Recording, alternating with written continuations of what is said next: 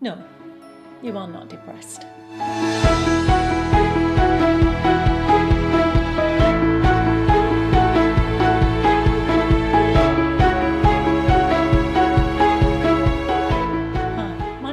L Conroy. Welcome to Happy Stuff and Fluff, a channel for women over 50 who are getting happy and growing younger. Okay, so before you shoot me, who am I to say you're not depressed? Let me explain. First of all, this is a requested video, but in actual fact it's going to be a series of videos around depression. It's also going to include a video that covers grief and sadness, but of course underpinning all of that is going to be positive psychology and happiness, because that's where we want to go with this, isn't it? So first of all, I am saying you're not depressed, and what we have to do, or what you have to do if you suffer from depression, is to change the way you look at your depression. Now, what happens when we change the way we look at things?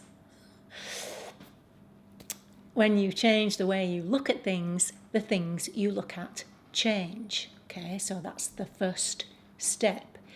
If you use that language, I'm depressed, she's depressed, he's depressed,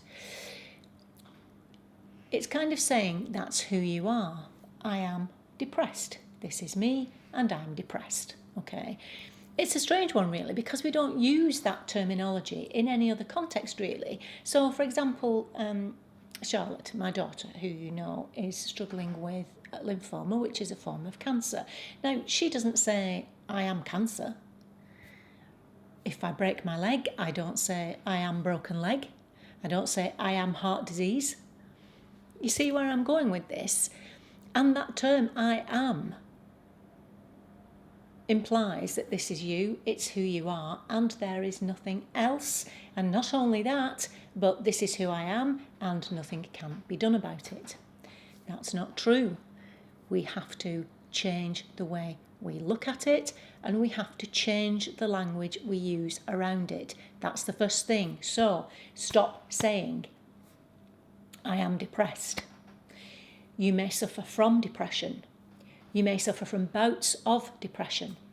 You may not suffer from depression all the time. There may be times where you are not suffering from depression, having those kinds of feelings. It does change. It is variable. It is not fixed and set in stone. So that's the first thing. Change your language about it. The second thing is, and I am the first to say, I'm not a depression expert. I'm not going to say to you, stop taking drugs either, because I know that antidepressants help people. Surprisingly, they don't help many people. And unfortunately, for a lot of people, the side effects are just too much. And the side effects become worse than the actual feelings of depression themselves. I think it's something like only 10% of people presenting with depression, their cause is biological. So chemical imbalance is something that's said. Inflammation is now something that's said. There's all kinds of information out there that you can read and study if you wish. I know that when you feel there's something wrong, now we have this information at our fingertips, and knowledge, we feel that knowledge is power. I've said this before, that's not true. Knowledge plus action is what's going to give you the power. Okay, that's important. Knowledge plus action. Now the thing is, this is the second thing, if you study depression a lot, so let's go back to Winston Churchill, who called his depression the black dog. If you read up and study all you can about the black dog, you'll get to know the black dog very well.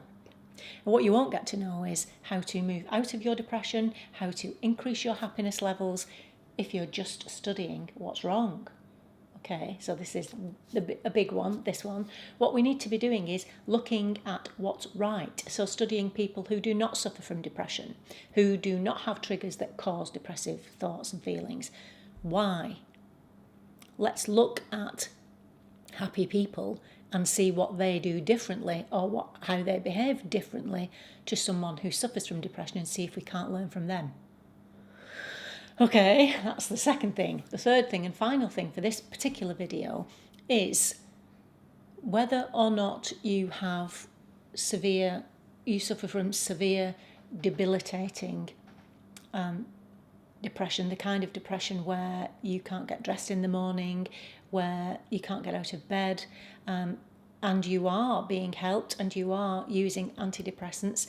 This still applies to you because depression feeds off negative feelings. Depression feeds off negative feelings.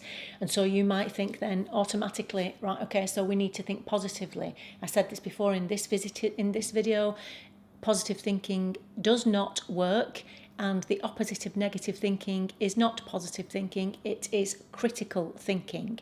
So we have to learn to look at our thinking and question it. So, first video, setting the scene here. Change your language around it. Okay. Understand that you can change, that you are in control. There are things you can do to help yourself.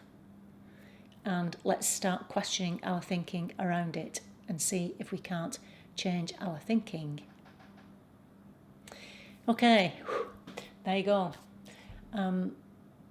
Let me know in the comments what you think about any of that. Let's open a discussion about it. As I've said, I'm not an expert on depression. I've had people in my groups who have suffered with depression and have been helped by the things I've had to say. I haven't suffered with it yet. Apparently, 1 in 2 of us will suffer from depression at some point in our lives. We know it's growing massively, and unfortunately the fastest area of growth is with our young people. So even if you do not suffer from depression yourself, you probably know someone who does. You may have children that you want to or grandchildren that you want to help prevent them from having to suffer from this awful thing we call depression. And so there's something in here for you too. Okay, that's it for now. Just let me leave you with that. You're not going to be stuck with this thing forever, and you can change. Okay, till the next time, remember that on the Happy Stuff and Fluff, we are getting happy and growing younger. See you next time. Thanks for watching.